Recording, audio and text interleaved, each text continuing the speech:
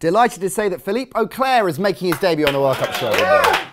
Hello. A pleasure to have you. Let's start with yesterday's games in France, of course, seeing as we have you here. Not the most thrilling game of football we'll ever see. No. Has it taken the shine off France's remarkable start to the tournament? A bit. I think it will have made people realise that perhaps we shouldn't read too much in what happened against Honduras and Switzerland, a very poor Honduran team.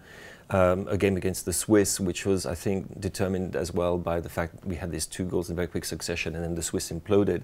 And we saw yesterday the limits of that French team. Okay, there were loads of changes, but strength and depth was supposed to be one of the strengths of that team. And we saw some of the deputies, I think, had rather poor games. I mean, Sissoko, honestly, is... well, you can understand why Valbuena starts all the games for Didier Deschamps. Even Pogba, for example. I mean, he's always quite spectacular, but I didn't feel he was at the right level. Is there a strong element of surprise that France have performed hitherto relatively well, given the fact that Ribéry isn't there? Yeah, which might have been an advantage. You know, there are a couple of teams like that. You could say the same for Colombia and Falcao. Sure. You might say that the teams find a balance that they normally wouldn't have. Ribéry is one who tends to go inside, for example, and the way that it works with Benzema is not always the most ideal for France. With a wide player like Griezmann, or with Benzema going on the left and Giroud in the middle, France looks actually better balanced. Well, speaking of reliance on one player, Argentina are absolutely nailing that one, aren't they? Do you think that that's something that's being overplayed? Because when that player is Messi and he can win games seemingly on his own, does it really matter? No, I don't think so. And I also think that this is a slow-burning Argentinian side. They have got obvious deficiencies. Everybody knows that they've got half a defence and half a keeper. I think they would have been quite happy to swap keepers when they played against Nigeria. But an injury might actually play in their favour. Aguero has been very, very poor.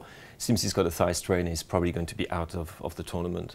And you've got now Lavezzi and Di Maria and Higuain and Messi. I mean, going forward, it's phenomenal. With Messi in this type of form as well, I can see them going up through the gears, and more than ever, they remain my favourites for the tournament. Okay, moving on to tonight's games. Let's start with Portugal-Ghana, the remarkable story surrounding the Ghanaian FA sending $3 million over to Brazil to placate the team. What do you make of that story? Well, we've been there at every single tournament I can think of, so I don't think it will have a massive impact on the performance of the Ghanaian team. I mean, there are always these stories about bonuses and payments, be they for the players or for the managers. So I don't read anything special into that.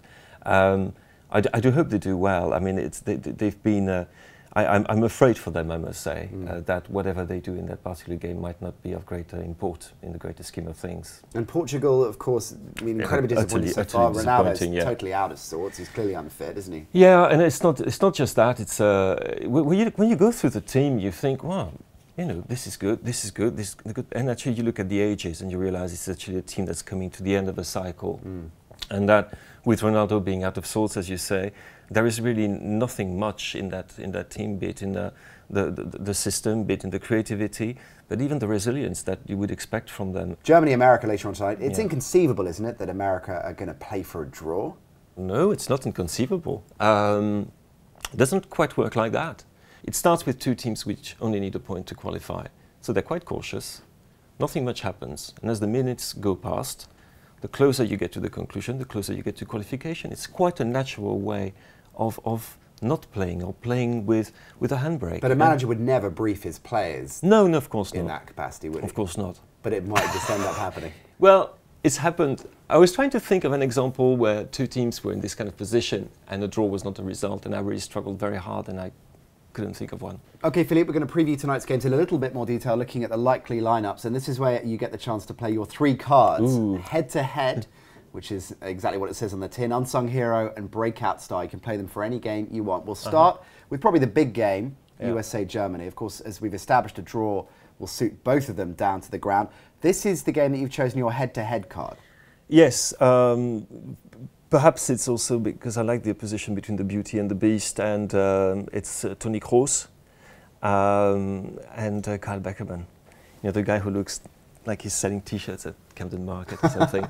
And they will be, well, they should be more or less in the same area of the pitch. And I must say that I think it's a typical example of the opposition of styles in both teams. With Kroos, who is very much, I think, for me, is the most creative of these players in the German side. I know that might make people stand up a bit, but and Beckerman, who has been really a symbol of what makes this American team play, but who is also a far more skillful player than people think he is. I think that the stats will bear to it. I mean, he's somebody who is very clean in possession of the ball, very strong in interceptions, very strong in the tackle as well, and generally has come to exemplify this American team.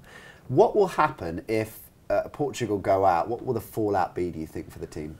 I think simply for the Portuguese to have a look at their own football, and you know, all this hand-wringing going on in England at the moment about only 31% of players could qualify for England.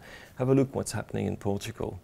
The problems they have by basically using the Portuguese league as a means to clear imports from Brazil. It's a country in which young players have very, very little chance to actually shine. And they will have to have a serious rethink about their system there, I think even more than England does. Moving on, Algeria-Russia, a fascinating game. A draw for Algeria will secure probably their last 16 place for the first time ever. You've picked both your other cards from this game. So let's start with the unsung hero. Well, I could have picked almost 11 players, but I think Slimani is one a name that people will not be necessarily very familiar with. You know, plays in Portugal, and who again exemplifies what is so astonishing about this Algerian team, the fact that it is an Algerian team which completely does with all the stereotypes that we have about their play the way they're supposed to play, i.e. skillful, quite slim, not very athletic, a little bit flaky, dare I say, and it's the very opposite of that. He's a beast of a player, he's a beast of a man, he's an absolute fighter.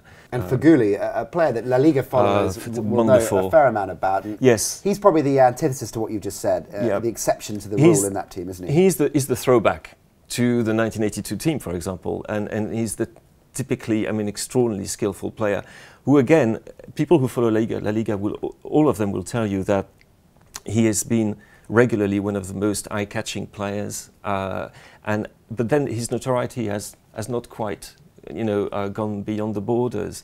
I wish I were really optimistic for them, but I'm not. You're not? I'm not. There's far more to this Russian team than what we've seen so far. Final game, quick line on that. South Korea, Belgium. Belgium winning, but not... Is there anything to say about that game? Well, I suppose the fluency of Belgium, because many people tip them to have the lack of fluency, rather. Precisely, yeah. That they've won the games, but they haven't really looked particularly strong in doing so. No, and one of their big problems is that a lot of the system was based on the understanding between Hazard and Benteke.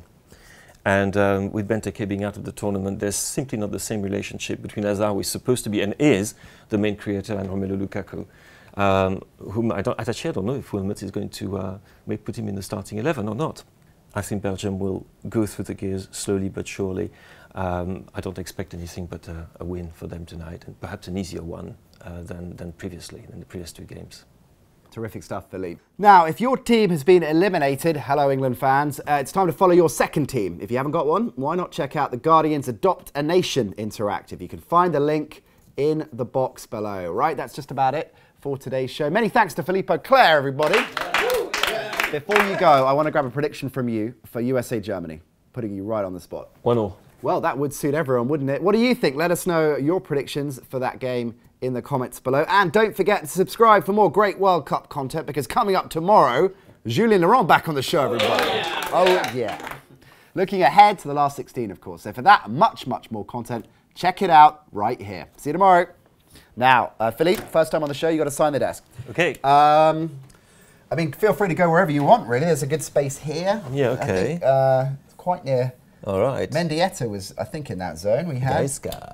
Yeah. Jimmy Floyd's been here, of course. Laurent, where did Julien Laurent? He's here. He's there. He's also. He's playing some kind of sort of right of midfield. Ah, yes. Yeah. Where are you going to go then? I always play left back. So left back. yeah. There we are. There we go.